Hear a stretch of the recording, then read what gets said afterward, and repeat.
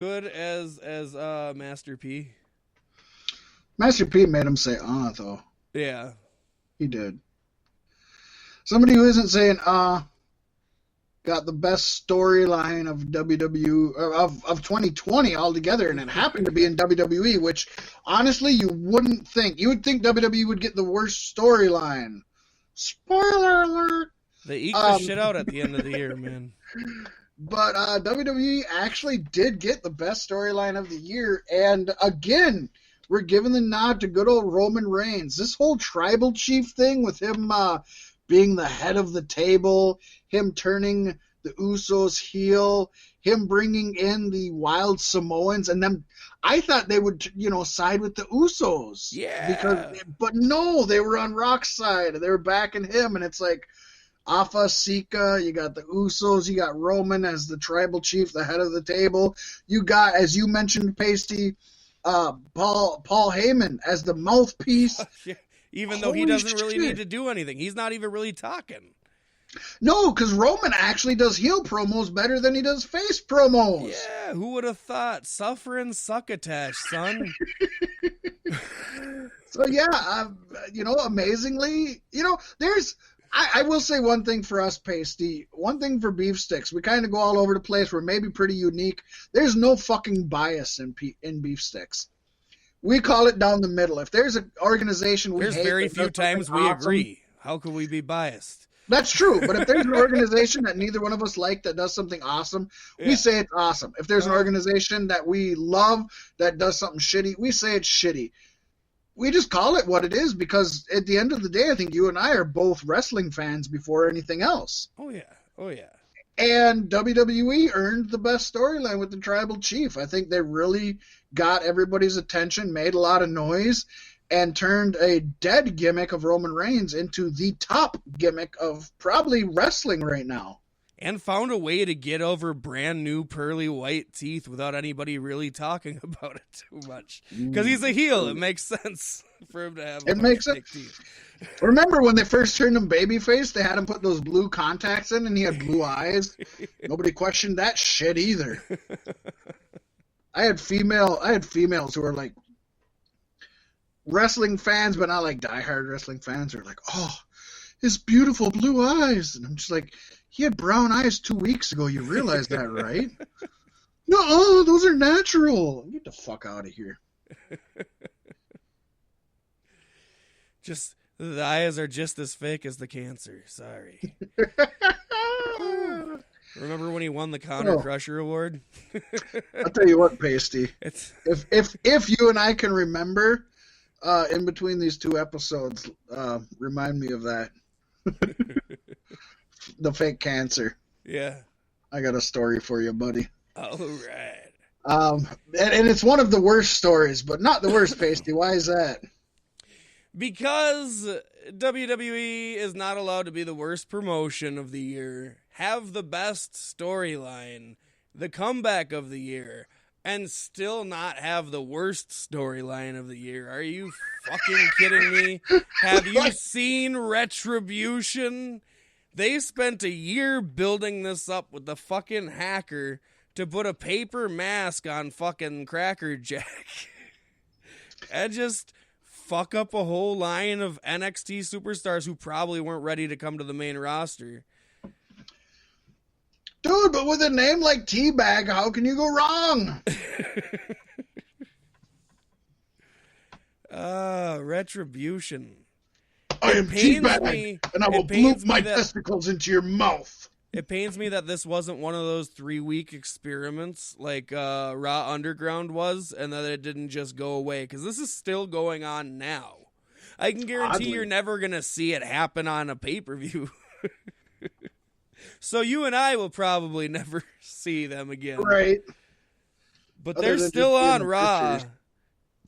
It's not like they got put on main event. And the sad thing was, Pasty, when this first debuted, I was like, you know what? It's really bad, but give it some time. They could grow this into something cool. And where AEW grew the Dark Order, man, WWE has fucking flopped Retribution.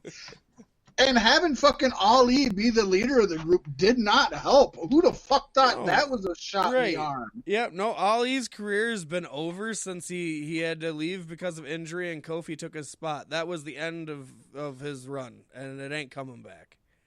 I mean, Dominik Dijakovic would have been a better fucking pick as leader. Yeah, and I'm not even a fan of his. I think he's super overrated, but nonetheless, at least he has cred with the indie crowd, with the marks, whatever you want to call them. Yeah.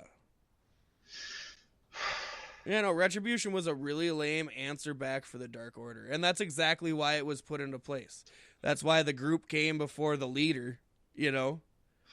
But the worst thing is when they tried to counter program the Dark Order, was when the Dark Order was the shits. Yeah. Like, we could have left them alone and let them die. There was no reason to counter-program that, because they weren't helping ratings at that time. WWE is probably a good part of the reason why Dark Order got over. Yeah, yeah, because we're like, oh, this is really bad, and then WWE's like, hold my beer. I'll show you really bad. It's like Retribution was the Duff for Dark Order. I don't know how many folks here went to school in the 90s, but a Duff is the quote-unquote designated ugly fat friend. And basically, it's every group of females has one woman who's a decent amount less attractive than them so that they always look better. And I agree with you, Pasty. I think Retribution was the Duff to the Dark Order. Dark Order could have fucking died and failed if Retribution hadn't come along and made us say, Dark Order's okay. I'd hit that with the lights off. I don't know. Keep the mask on.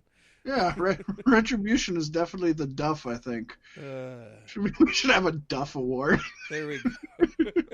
I don't know if it would ever work in any other year, but 2020. No. But yeah, probably not. Probably not.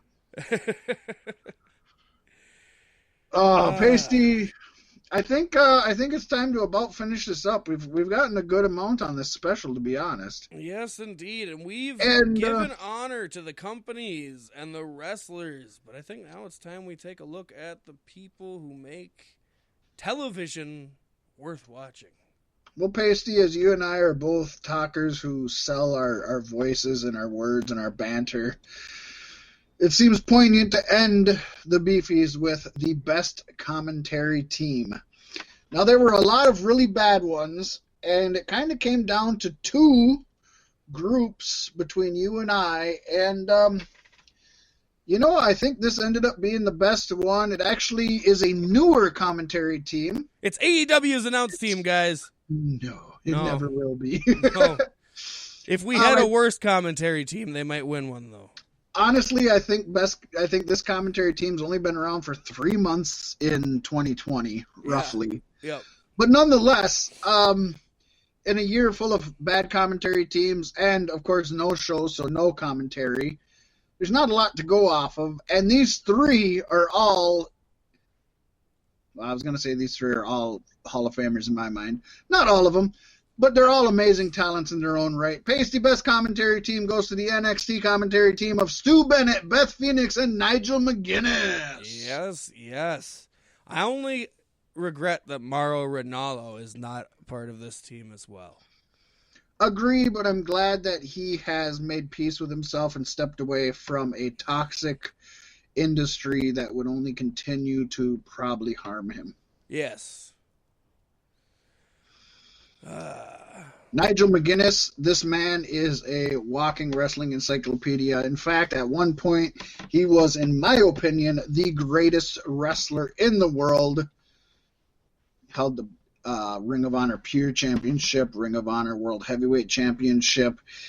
He joined Impact at a time where he could have become the next huge thing, but a bout of, what the fuck did he get? I already forgot what illness he got.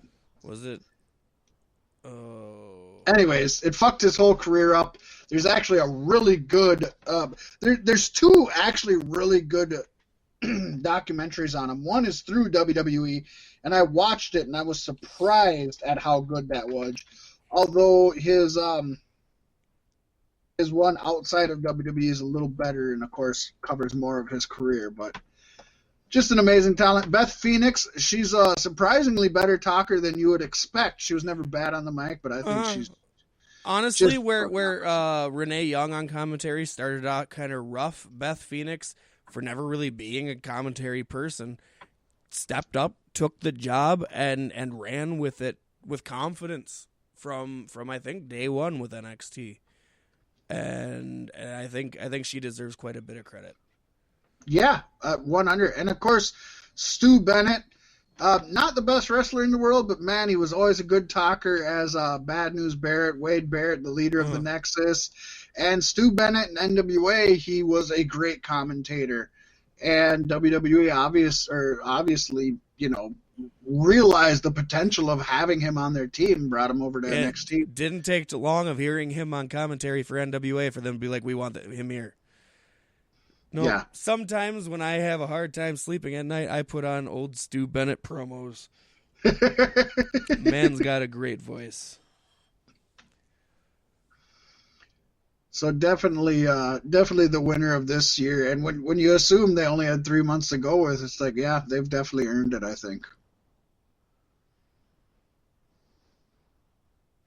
Well, Fat Mac, for 2020, you earned my Beefy Award for favorite co-host. And Pasty, in 2020, I am my award winner for best co-host also. Yes. We agree. All right. I'm just kidding. I love you. I love you, sir. 4 seasons in. So many more to go.